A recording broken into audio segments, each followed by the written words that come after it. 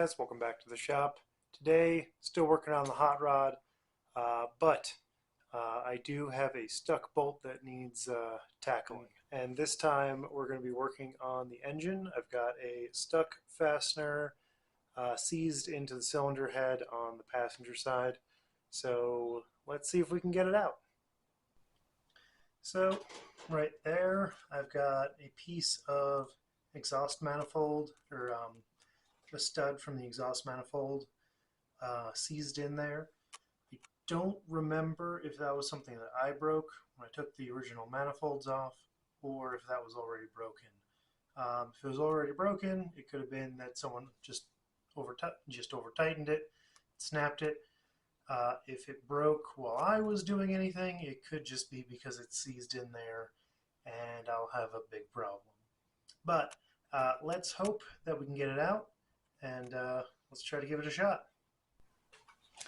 So one trick that you can do that works really well is take a nut, usually not a flange nut, just a normal nut, hold it up right there, and then you weld the nut to the broken bolt. That usually works pretty good for me, because what happens is A, you're giving it a new head, and B, you're basically heating up the nut or the bolt, which can break the corrosion that's in there. Unfortunately, this bolt is kind of sunken in there, so the welding doesn't always work that well, because what will probably happen is they'll end up just welding it to the cylinder head and make a bigger problem. So we're going to do the old standard of kind of drill and tap, or well, drill it out and use a screw extractor. So first thing we're going to do is I'm going to try to center punch the middle of the bolt. So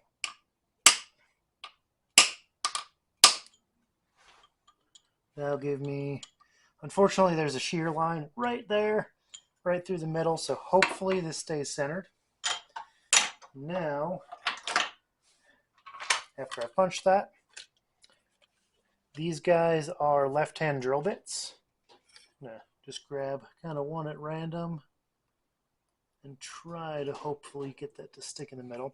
This is a cheap set from Harbor Freight. You don't need left-hand drill bits to do this technique. Normal drill bits will work, but the left-hand ones give you that chance that if it's not too stuck in there, it might grab it and extract it for you, saving you some time.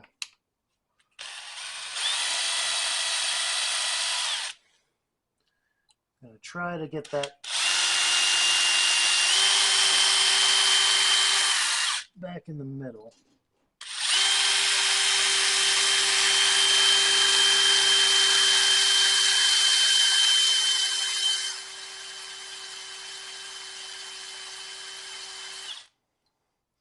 I also don't know how deep. Okay, so we can go quite a ways before I hit anything.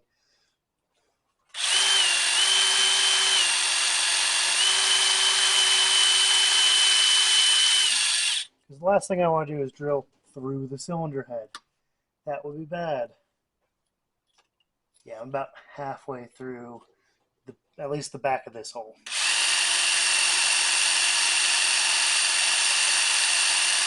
And odds are, I don't know if this was a bolt or a stud, but if it was just a normal bolt, then I'd probably find a void at the end. If it's a stud, I'm going to just keep drilling through. But anyway, so I've started with the small, and I'm going to keep just going up in size until I get a fairly large size screw, or a fairly large size drill bit. I just did the small one as a pilot.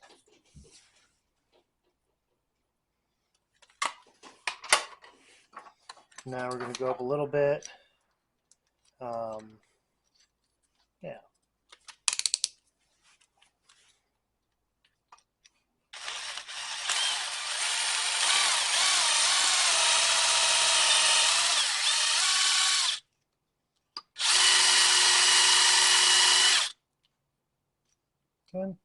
pretty good.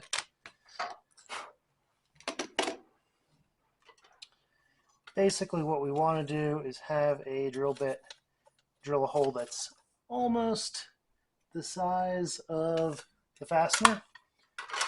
I don't want to drill it completely out.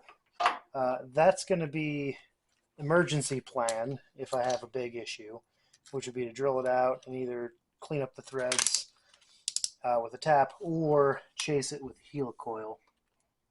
But hey! So, what did I say about the whatchamacallits, left-hand drill bits? So that guy, as I was screwing in, it caught it and just pulled it right out. So that is going to be best case scenario for you. There is, however, a chance that that might not work. So I'm actually going to just put this back in. And I'll show you what you're actually normally going to do. So if you're not lucky like that, now mind you, that's barely in there. You're going to probably want to reach for a set of these. These are kind of normal screw extractors. There's some that are kind of square in shape instead of the curly Qs. I do like these. I've had good luck with them. But what you do is,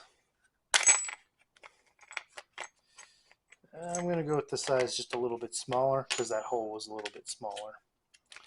But normally they tell you what size bolts to use on with which thing, and then sometimes they'll tell you which what size hole to drill. But anyway, what you're going to do is you thread it into that hole. You tap it like that, and what that'll do is kind of get those threads on the curly Q to bite. Then you get out either a wrench or whatnot, or in my case, I'm going to use a proper tap wrench, so the tool made for this. You put that on there.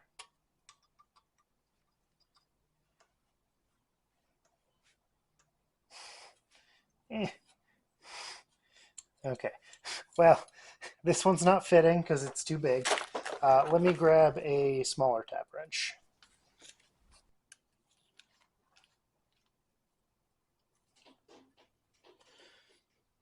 And you just unthread like so, and it would come out. Normally this would bite in really hard, and the screw's going to come out stuck on it just like it did on the drill bit. But oh yeah, it's too small. Okay, so I should have used the bigger one.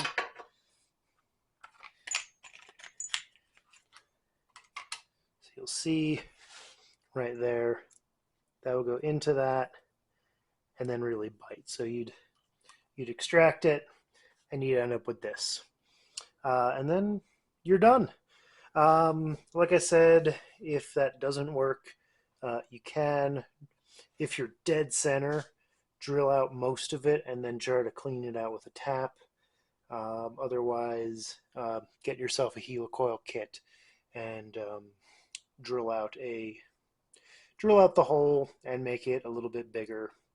And then the helicoil cuts it, you use a tap, cut threads, and then you put an insert in there to repair the threads. But fortunately for us, we didn't have to deal with that, so we got lucky. So yeah, now I'm gonna continue moving along. That's one thing checked off the list. All right, that's all for now. See you next time. Thanks for watching.